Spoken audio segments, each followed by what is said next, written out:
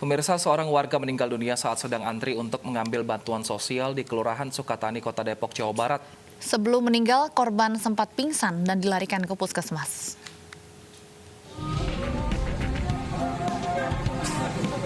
Seorang nenek warga Sukatani, Depok, Jawa Barat meninggal dunia saat mengambil bantuan sosial di kantor kelurahan.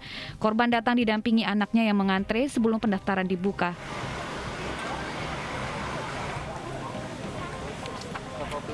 Saat menunggu giliran, korban sempat pingsan dan langsung diselamatkan petugas serta warga sekitar.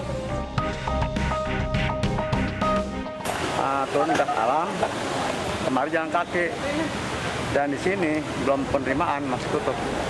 Baru sampai pintu gerbang udah pingsan. Langsung kita bawa ke puskesmas pakai Grab. Sebelum dibawa ke rumah duka, korban sempat dibawa ke puskesmas Sukatani. Namun korban tidak tertolong hingga dinyatakan meninggal.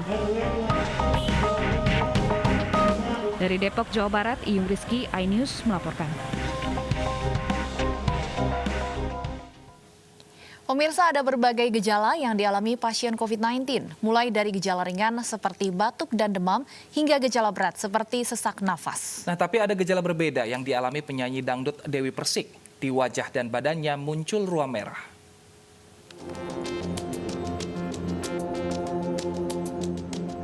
Di zaman pandemi COVID-19, siapa saja bisa kena. Apalagi ada pasien positif namun tanpa gejala sakit. Ada pula yang memiliki gejala ringan seperti batuk, demam, dan mudah lelah. Gejala lain yang bisa dirasakan adalah kesulitan bernapas hingga hilangnya indera perasa dan penciuman. Nah, salah satu gejala lain yang juga dialami pasien adalah ruam merah pada kulit, seperti yang dialami penyanyi dangdut Dewi Persik. Dalam akun Instagramnya, dia mengunggah 3 foto perubahan kulitnya, mulai dari ruam merah dengan jumlah yang banyak hingga perlahan menghilang. Dewi Persik mengalaminya saat isolasi mandiri di kediamannya. Namun kini Dewi Persik sudah sembuh dan bisa beraktivitas kembali. Meski vaksin COVID-19 sudah masuk ke Indonesia, namun diharapkan masyarakat tidak mengurangi kewaspadaan untuk tetap memakai masker dan menghindari kerumunan. Tim Liputan, iNews melaporkan. Apakah gejala ruam merah bagi penderita COVID-19 berbahaya? Bagaimana cara penyembuhannya? Kita sudah bersama dengan Dr. Muhammad Fajri Adai, dokter umum relawan COVID-19. Selamat siang, Dr. Fajri. Selamat siang, Mbak. Iya, Dr. Fajri, saya ingin langsung tanyakan apakah gejala ruam merah pada pasien COVID-19 ini bisa dikatakan berbahaya? Sebenarnya kalau berbahaya itu tidak.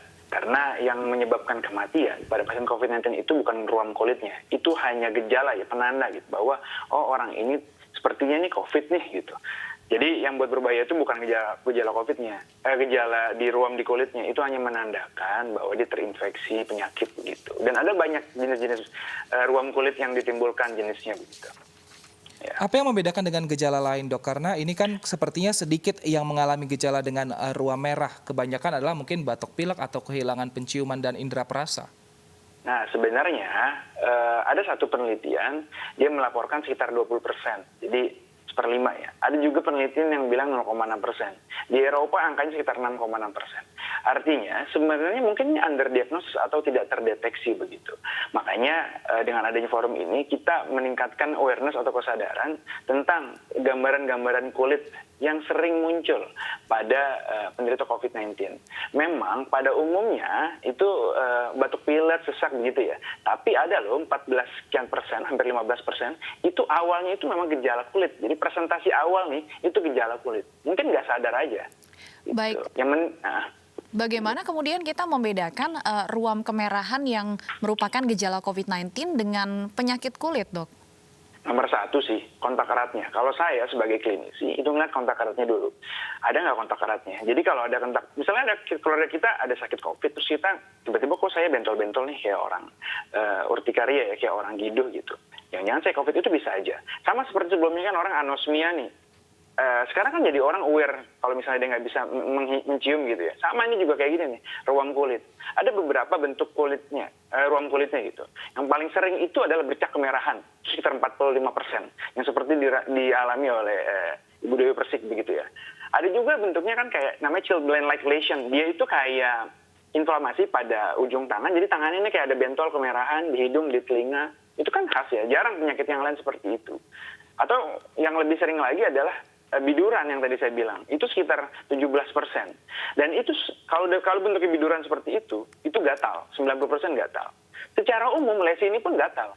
Sekitar 45% itu gatal nih, yang punya lesi-lesi, yang punya gangguan kulit seperti ini. Ada juga kayak cacar bentuknya. Jadi dia lenting-lenting, putih, itu berisi cairan, tersebar ya, bisa seluruh tubuh, bisa hanya beberapa bagian. Itu juga bisa. Ada juga yang paling sedikit itu memang seperti kayak orang demam berdarah, kayak orang DBD. Merah-merah, titik-titik, petehi namanya, perdarahan-perdarahan kecil, itu juga bisa.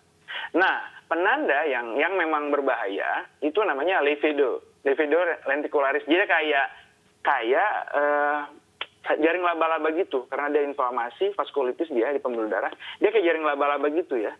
Jadi merah-merah begitu di tangan kita misalnya atau di tubuh kita. Nah itu tuh agak berat. Maksudnya kalau orang yang memiliki kondisi kulit seperti itu, livedo tadi, itu mungkin 10% bisa mortality-nya tinggi, 10% itu meninggal. Artinya itu kondisi yang berat gitu. Baik. Gitu sih.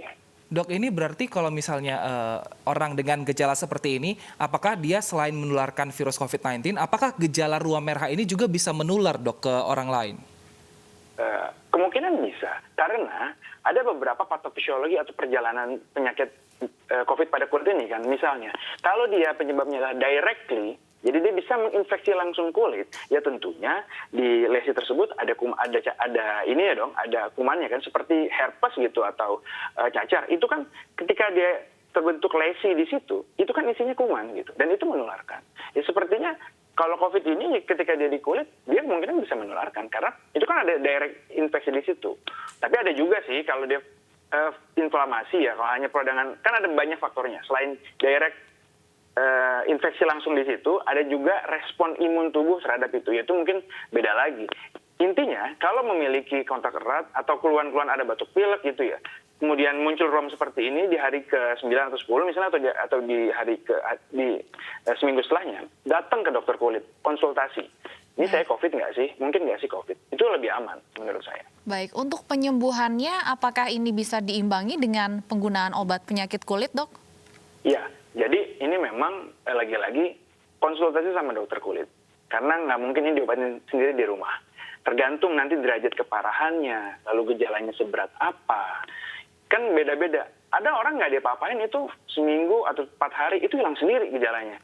Ada yang sampai 4 bulan nggak sembuh-sembuh. Itulah kenapa butuh tenaga medis atau dokter, dan terutama dokter kulit ya, yang menyelesaikan masalah ini. Baik. Gitu.